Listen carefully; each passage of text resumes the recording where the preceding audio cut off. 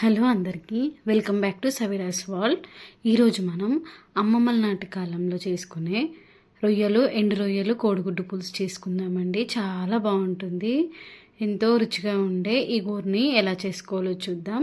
ముందుగా మనం ఎండు రొయ్యల్ని తీసుకోవాలండి. వాటికి తలా తోక కాళ్ళు ఉంటాయి కదా, వాటిని తీసుకొని పక్కన పెట్టుకోండి. ఒక 5 ఉల్లిపాయలని తీసుకోండి, మీడియం సైజు ఉల్లిపాయలని. ఒక 6 కోడిగుడ్డు తీసుకున్నాను నేను.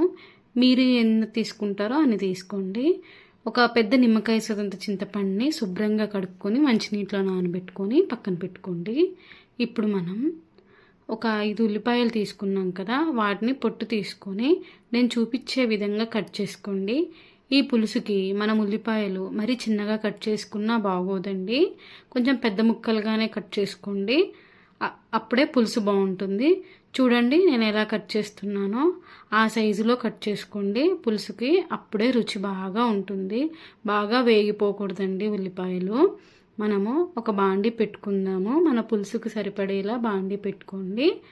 బాండీ వేడెక్కిన తర్వాత దాంట్లోకి ఆయిల్ యాడ్ చేసుకోండి. ఈ కూరలోకి ఆయిల్ కొంచెం ఎక్కువగానే పడుతుందండి. నేను ఒక 5 చెంచాల ఆయిల్ అయితే యాడ్ చేసుకున్నాను. మనం ఎండు రొయ్యల్ని శుభ్రంగా కడుక్కొని మీడియం ఫ్లేమ్ మీద ఒక 1 మినిట్ వరకు ఫ్రై చేసుకోండి. మరీ ఎక్కువగా ఫ్రై చేసుకోవద్దు, మనం మళ్ళీ ఉల్లిపాయల్లో వేయించుకుంటాం కదా. ఇలా కొంచెం కలర్ షేడ్ అవ్వగానే తీసేసుకొని పక్కన పెట్టుకోండి.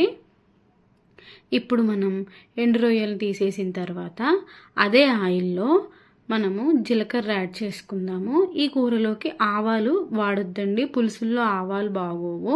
9 నుంచి 10 మెంతుల్ని యాడ్ చేసుకోండి. మనం జీలకర్ర మెంతులు వేసాం కదా, అవి చిటపట్లాడేంత వరకు దోరగా వేయించుకోండి.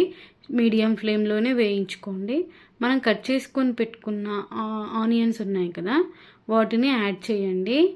చూడండి, ఆనియన్స్ ఈ సైజులోనే కట్ చేసుకోండి. మరీ చిన్నగా కట్ చేసుకుంటే తొందరగా ఫ్రై అయిపోయి మాడిపోతాయండి. పులుసులోకి ఇలా ఉంటేనే బాగుంటుంది.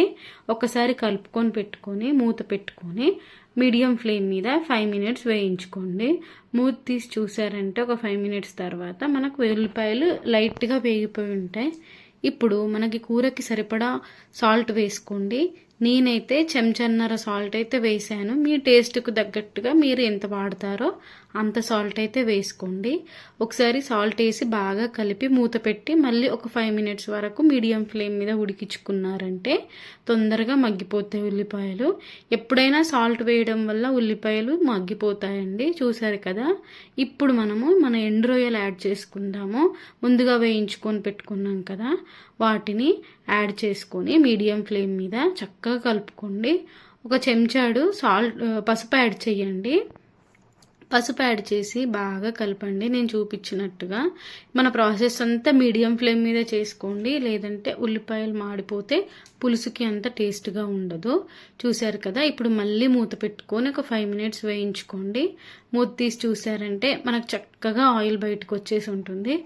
ఇప్పుడు మన టేస్ట్కి తగ్గట్టుగా కారం యాడ్ చేసుకోండి. నేనైతే 2 చెంచాలన్నర కారాన్ని యాడ్ చేసుకున్నాను. మా టేస్ట్కి తగ్గట్టుగా యాడ్ చేశాను. మీ టేస్ట్కి తగ్గట్టుగా మీరు యాడ్ చేసుకోండి. నెక్స్ట్ ఒక చెంచాడు ధనియాల పొడి యాడ్ చేసుకోండి. ధనియాల పొడి, కారము మన ఉల్లిపాయలకి రొయ్యలకు బాగా పట్టేలాగా కలపండి నేను చూపిస్తున్న విధంగా. ఇంతేనండి. ఈ కూరలోకి ఇంకెక్కువగా ఏం యాడ్ చేసే పని లేదు.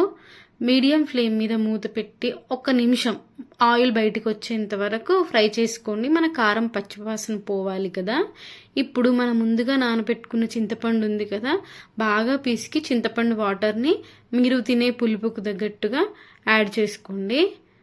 చూసారు కదా, నేను చూపించినట్టుగా బాగా కలపండి. పులుసు వేసిన తర్వాత మళ్ళీ మూత పెట్టుకొని ఇప్పుడు ఐ ఫ్లేమ్ మీద ఒక 5 నిమిషాలు ఉడికించుకున్నారంటే మన పులుసు చిక్కబడుతుంది. చూడండి, ఆయిల్ కూడా సెపరేట్ అవుతుంది కదా. ఇప్పుడు మనం ఐ ఫ్లేమ్ మీద మూత పెట్టకుండా ఉడికించుకుందాము. మనం ముందుగా ఉడకబెట్టుకున్న గుడ్లు ఉన్నాయి కదా, వాటికి ఘాట్లు పెట్టుకోండి. కత్తితో కానీ దారంతో కానీ కాకుండా మన గుడ్డుకి పెచ్చు ఉంటుంది కదా, దాంతో తీసుకోండి. చాలా చక్కగా గుడ్లకు ఘాట్లు పెట్టుకోవచ్చు. చూడండి ఒకసారి నేను ఎంత బాగా ఘాట్లు పెట్టానో, గుడ్డు కూడా విరిగిపోదండి. ఇలా ఘాట్లు పెట్టడం వల్ల ఏమవుతుందంటే మనం కూరలో వేస్తాం కదా గుడ్లని, అప్పుడు ఆ ఘాట్ల నుంచి పులుసు అనేది గుడ్డు లోపలికి వెళ్ళి చాలా రుచిగా ఉంటుంది. నేనైతే ఎలా చూపిస్తున్నానో అలాగా 4 వైపులా అన్ని గుడ్లకు ఘాట్లు పెట్టుకొని మన పులుసులో వేసుకోండి. ఐ ఫ్లేమ్ మీద ఒక 5 మినిట్స్ ఉడికించుకోండి.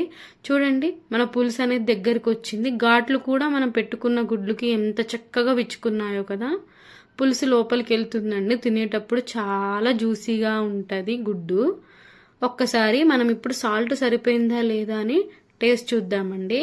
నాకైతే సరిపోయింది. మీకు తక్కువగా అనిపిస్తే మాత్రం యాడ్ చేసుకోండి. నాకు సరిపోయింది. మీడియం ఫ్లేమ్ చేసుకొని ఒక 5 మినిట్స్ దగ్గరగా చేశారంటే మన కోడిగుడ్డు ఎండు రొయ్యల గుడ్ల పులుసు రెడీ అయిపోయిందండి. వేడి అన్నంలో ఈ పులుసు వేసుకొని తిన్నారంటే మటన్ చికెన్ ఏది సాటి రాదండి. అంత రుచిగా ఉంటుంది. ఇప్పుడంటే పేస్ట్లు అవి ఇవి అన్నీ యాడ్ చేస్తున్నాం, కానీ అమ్మమ్మల కాలంలో ఇవన్నీ యాడ్ చేయలేదు కదా. ఇంత సింపుల్గా చేసినా రుచిగా ఉంటుందండి. ఒక్కసారి ట్రై చేయండి. ఎంతో తృప్తిగా ఉంటుంది మనకి.